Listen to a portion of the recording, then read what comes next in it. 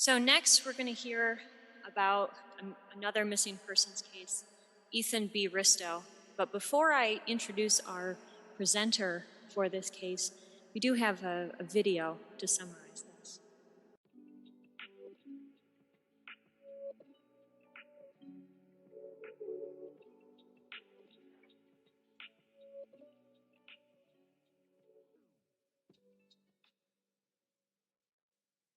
My 38-year-old son, Ethan Benjamin Ristow, has been missing for just over a year.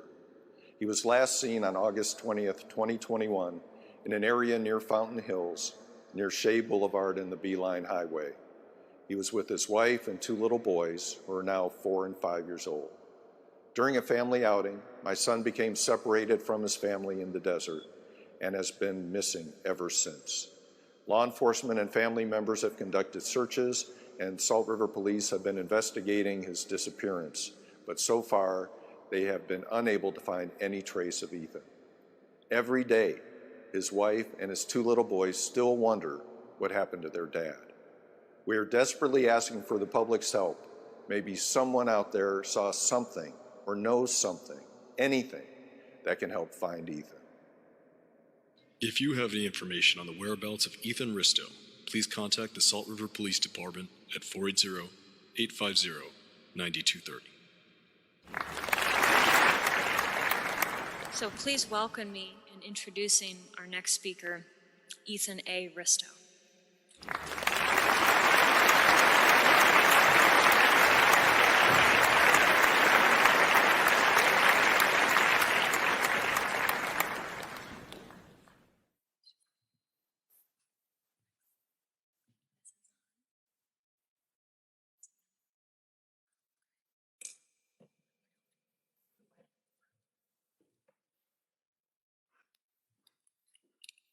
Good morning. Thank you all for being here. It's greatly appreciated. My son, 38 years old now, very smart and talented guy. He's a great little boy, and he had a head and has a head still like a rock, even at that age. And I had all the bruises on my head to prove it.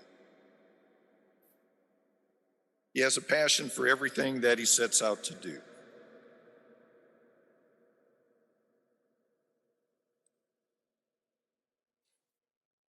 Next, please.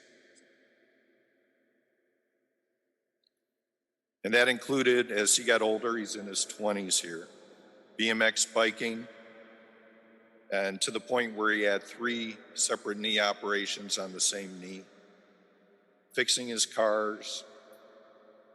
Then as he got a little bit older, actually creating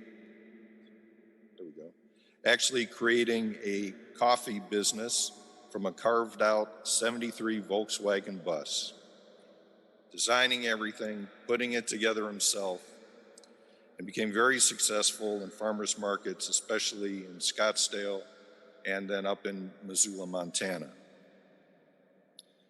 And also for setting a state weightlifting record back in 2016, just because he wanted to try it. He had no training in it or anything like that. He just did it. There we go. 5'8", 170 to 180 pounds, with a very unique body from his weightlifting. Really big arms and shoulders. Actually, it's okay. That was like a full shot that I wanted to show. Very thin waist, but very big up here from his weightlifting. And just thought that might be helpful, if somebody sees him.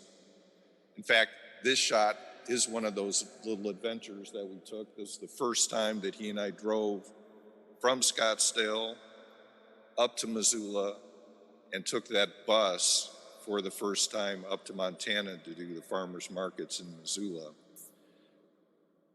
Just normal travel adventure things, old bus overheating, going through Zion in the middle of the night, almost hitting all kinds of elk and deer and what have you, that kind of a thing. That's my son. Now, the case. So Friday, August 20th, 2021, Ethan and his family were out and about doing errands in the Scottsdale and Fountain Hills area, normal family stuff. They got gas at Circle K, did some shopping at Safeway in Fountain Hills, lunch in Fountain Hills at DJ's Bagel Cafe, and a stop at the main splash pad in Fountain Hills to cool the kids off. This was late August.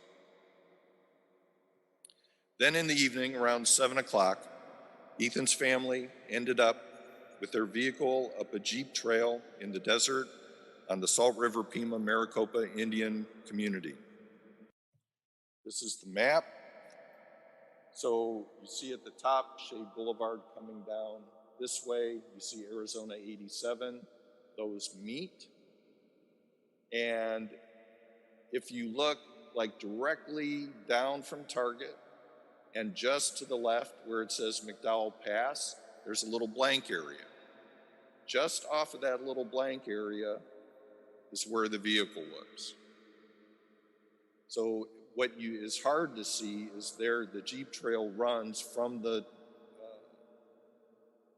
north and then down towards to where that blank spot is.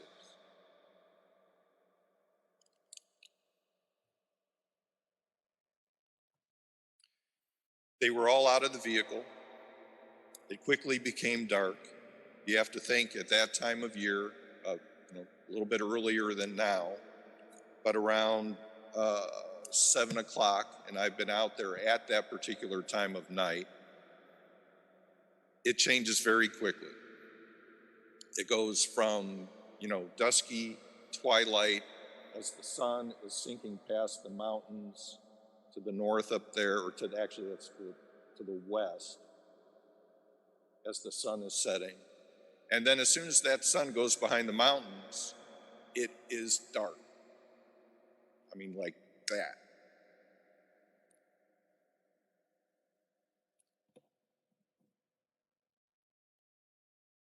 So as I said, then they became separated. Sometime late Friday night, early Sunday morning, after waiting for Ethan's return, his wife and his two sons made their way through the desert in the dark to the Beeline Highway, AZ 87. You can probably very close to where it actually says McDowell Pass right there. And they were picked up by a Good Samaritan, thank God. The car, a 2006 Toyota Highlander, was abandoned there in the desert.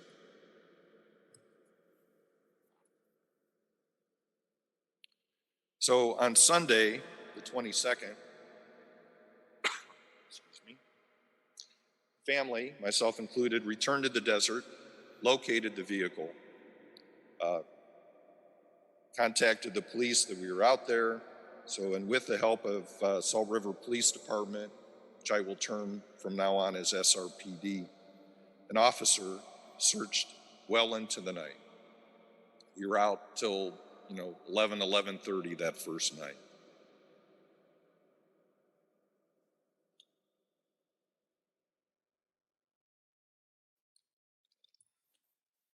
The next day, the 23rd, law enforcement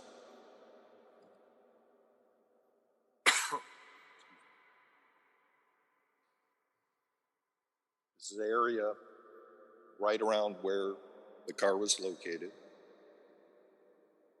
So law enforcement on Monday conducted their first search.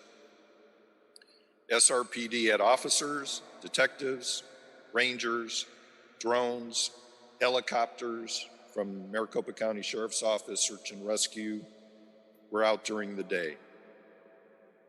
In the evening, law enforcement returned with dogs and searched until 1 in the morning. At the same time, a small group of family searched a different area of the desert nearby during the day. Also that day, the vehicle was impounded by SRPD to look for evidence. On Tuesday, the family searched for another few hours. On Wednesday, the family searched in the desert all morning with helicopters flying and searching overhead. Other family members searched in a much larger area by car, covering both paved and dirt desert roads.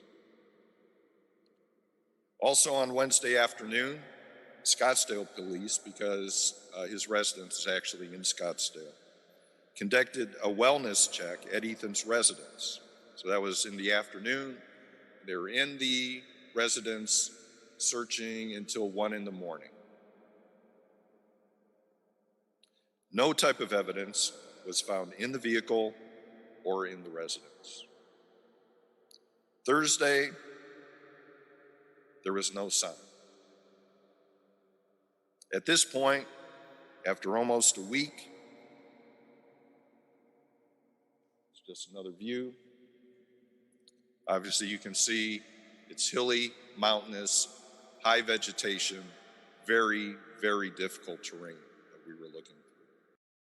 So at this point, after almost a week, there's been very little, sometimes no sleep by anybody, with communications between family and sometimes the police going on constantly at all hours of the day and night.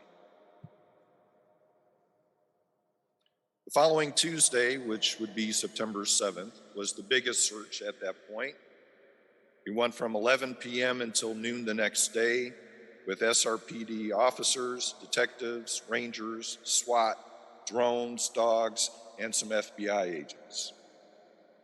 Also, the same week and the following week, family members put up missing person posters.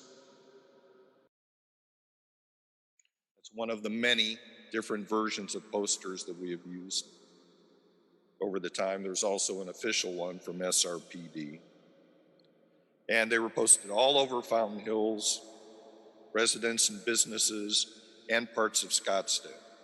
Also, family members during that time period checked homeless shelters as well. Then we moved forward. That was a big search. Things quieted down after that from that standpoint until Wednesday, December 1st. It was the last and the largest search to date. 40 to 45 law enforcement personnel from SRPD, Maricopa County Sheriff Search and Rescue, and the FBI, all on foot. Nothing. In all, there have been 8 searches between family searches and law enforcement searches. Future searches?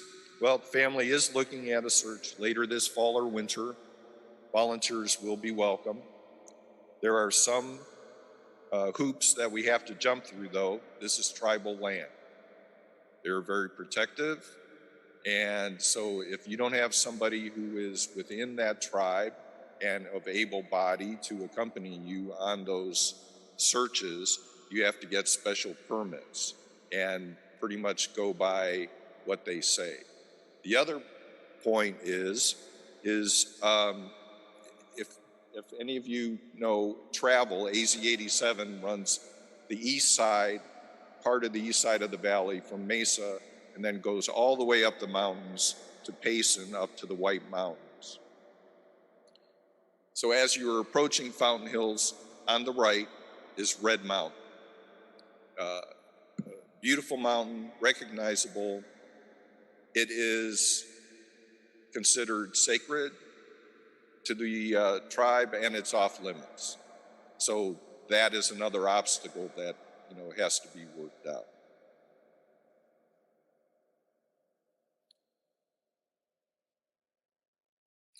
SRPD is talking about doing another search. Hopefully will happen in the very near future, albeit a much smaller one, covering already searched areas, with the reason being the heavy monsoon rains that have occurred over the summer. And the reason for that is that those heavy rains can move evidence, it can move it around, and it can uncover evidence. So that'd be the reasoning for that. So now there are 2 points of focus. This is just another shot of the area to where Ethan is. One, God forbid, his body is in the desert still. Even with the searches, it is a huge area with hills and mountains, as I've said, and heavy vegetation. He could have been missed even with all of that effort. Or two, Ethan is alive and well somewhere, or alive and unwell somewhere. And that can mean emotionally, mentally, or physically. You have just heard about the desert searches. So what have we done so far on the other front? Family has put out missing person posters and information online. This is absolutely necessary, but it can cause emotional results, which you've kind of already heard.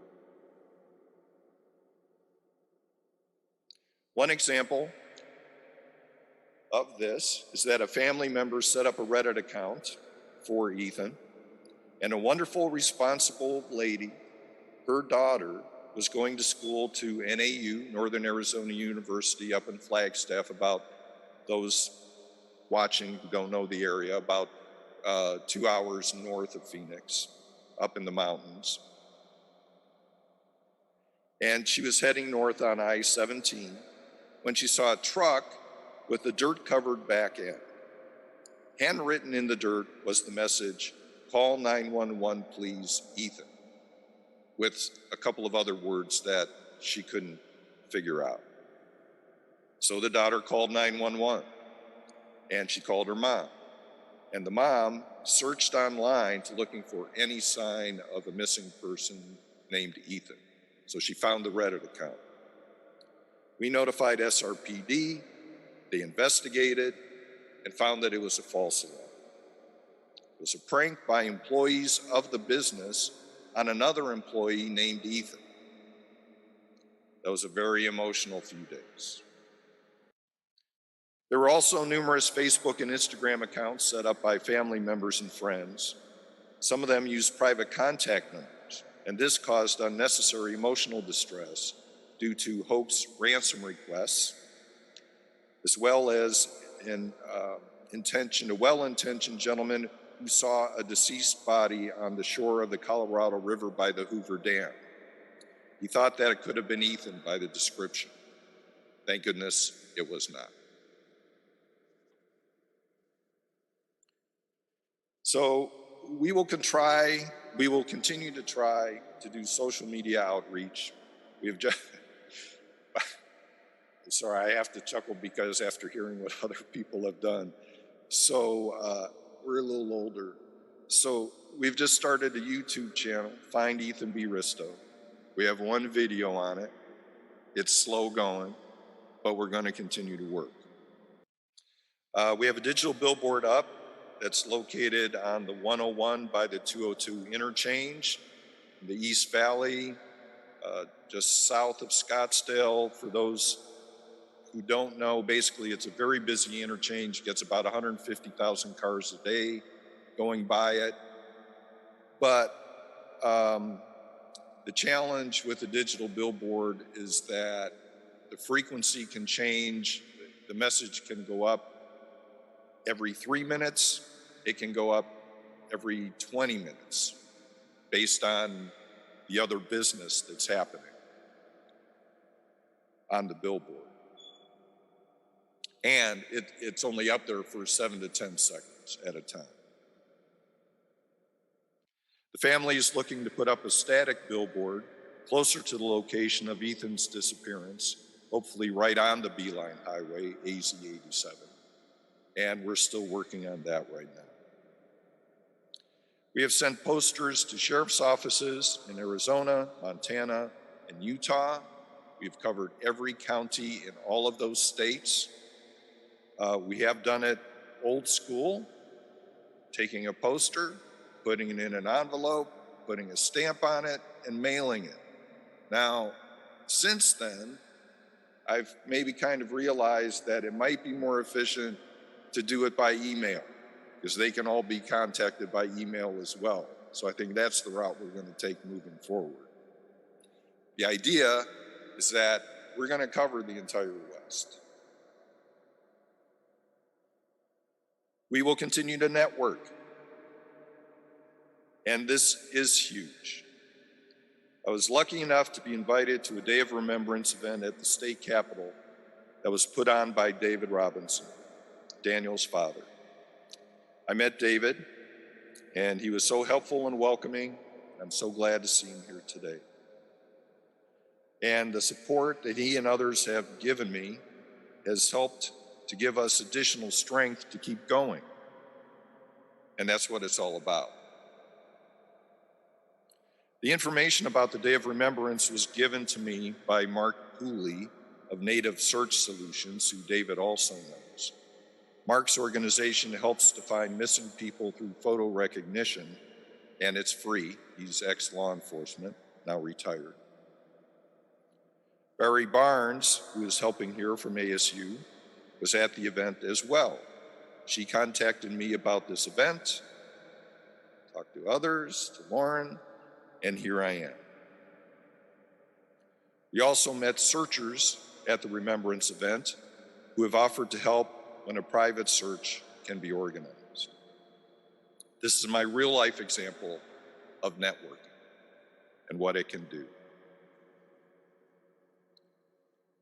So even though in our case, the SRPD has been pretty responsive, our interaction has been challenging at times.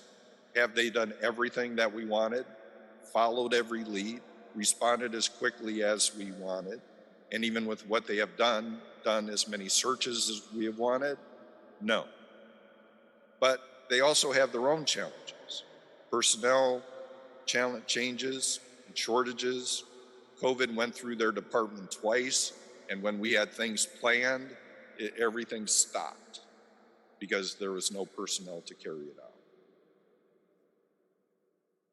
And as I already mentioned, there are also restrictions on tribal land concerning the searches. Briefly mentioned already, the other aspect is that Ethan's case is a missing persons case, not a criminal case. There has been no evidence of criminal activity. So this limits what SRPD can do and what they can look into legally. There's no evidence of a crime at this point. All in all, they've been really good at helping and facilitating searches, the billboard, and the video. Although even with that, the video that you saw at the beginning of the presentation, but even at that, there are challenges. Just even from the technicality of the form that we want the video so it can be downloaded, and then we could send it to media who could chop it up if they want, because it's about 1.5 minutes and no TV station's going to run a 1.5 minute video. The whole story they run is going to be probably 1.5 minutes. We haven't been able to get that done yet. So that is the little table set up at the Day of Remembrance. That was at the state capitol. So suggestions for families, besides the things that you heard earlier in my presentation and by the other speakers so far today, I do have a few suggestions if those people, I hope not, find themselves in this horrible situation. Move as quickly as your individual situation allows once you hear that a loved one is missing. That is essential. And as we've also heard, you may not have complete control over how fast you can move. Make sure that the law enforcement agency has uploaded the case information onto sites such as NamUs, that's been mentioned, or the DOE Network, National Missing Person Databases, and make sure that they include the DNA information, and that can come from something of the missing person or from the parents. And I have to kind of put it that way because you have to make sure, they're doing what they can do, meaning law enforcement, whatever, but you go into a hospital and you see a doctor, they're doing what they can do, but you or a loved one has to be the advocate to make sure that they're doing everything they should be doing.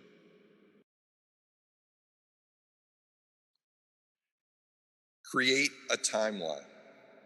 This, in my opinion, is very important. You will get hit with so much information so quickly, it'll be hard to keep track of it, especially at the beginning. Believe me, this will come in really handy as time goes on when you're trying to recall one detail or another, even if it's with meetings and conversations with law enforcement or other people. Have those details, because you may hear something coming back from somebody and it's like, nope, I have it right here. This is what happened when I made note at that time.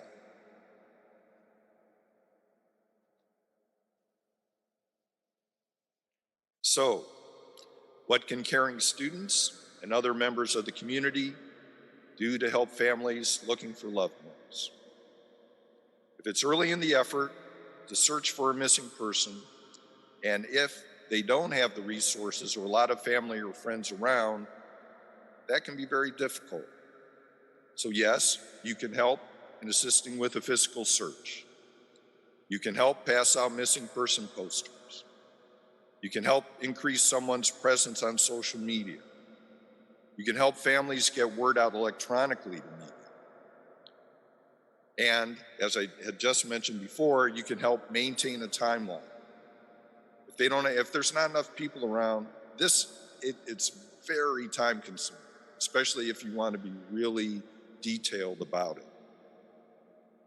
What I don't have an answer to is how these caring people, this pool of volunteers, is collected and how families can access this pool. Maybe, I don't know, maybe there will be other ideas on this even later today. For Ethan and his family, our biggest need would be to make sure we have enough bodies for a private search in the desert. If and when it occurs, I'll say when, because it will happen later this year. Help is always needed, and thank you for wanting to help. So when we found out that Ethan was missing in August of last year, the lives of so many people changed instantly and forever. Even though it has been over a year since Ethan went missing, my first thought in the morning, my last thought at night, and just about every thought in between is about Ethan and his family. My job now is to find my son. It can be exhausting, it can be hard, and some days are definitely better than others. But being in front of a group like this helps to give me renewed strength and purpose. Just knowing that you care and that you're even here. So the lieutenant detective who's heading up our case told me, I was talking to him on the phone one day, we have periodic calls on what each other's doing. I'm mainly trying to make sure they're continuing to do stuff. And I told him what I was up to, and I'm like, I don't know. I mean, I'm doing it, I'm gonna finish it, but, maybe I'm just wasting time. And he goes, all it takes is to reach one person that can change everything. So just keep doing what you're doing. And that's really my whole reason to be here today, to try to continue to make that happen. So thank you, Lauren and Crystal and Ashley and Bari and everyone else who made this possible. Thank you for inviting me and letting me share Ethan's story. Thank you.